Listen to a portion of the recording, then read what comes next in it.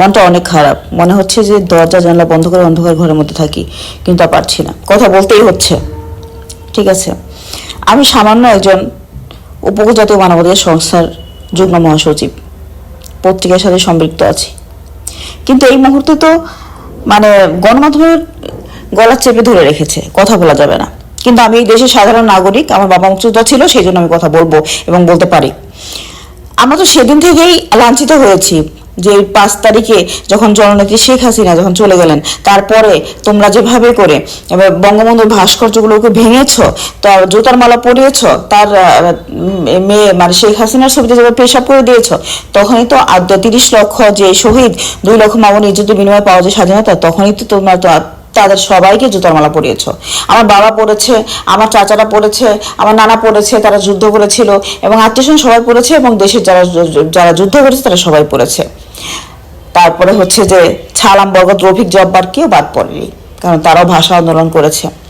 তো আমি বলবো কি যে এগুলো হচ্ছে নাকি, তোমরা ইংলিশ বলতে পারতেছো না, কিন্তু ফ্যাসিস্ট কথাটা খুব সুন্দর করে তোমরা বলতে পারো, খুব সুন্দর করে বলতে পারো, তাই না? তাহলে আমরা বলতে গেলে দোষ। তোমরা যখন বাহিরের সাংবাদিকদের সামনে কথা বলতে পারো না, তখন আমাদের লজ্জা হয় না? আমাদের বাংলাদেশের কথাগুলো বাহিরে যায় না? তোমরা তোমরা তোমরা কি না করলা গণভবনে?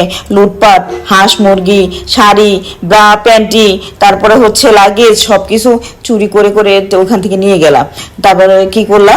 সংসদ ভবনে যে সিগারেট টানতেছ, মানে কি করতেছো, মানে পেয়ে গেছে সবকিছু।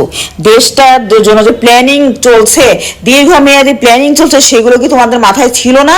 যে দীর্ঘমেয়াদী প্ল্যান চলছে যে এই দেশটাকে দেশটা নিয়ে নেওয়ার জন্য শগুনের চোখ পড়েছে এখানে। সেই জন্য শেখ হাসিনা মানে প্রধানমন্ত্রী শেখ হাসিনার কাছে আসছিল প্রস্তাব দিতে, যে সেন্ট মার্টিন তারা চায়, তাদের চাই, তিনি ছেড়ে দিতে চাননি বলে তিনি ক্ষমতায় থাকতে পারলেন না। তোমরা ব্যবহৃত হলা, কিন্তু তোমরা দেশের সাথে দেশদ্রোহিতা করনি।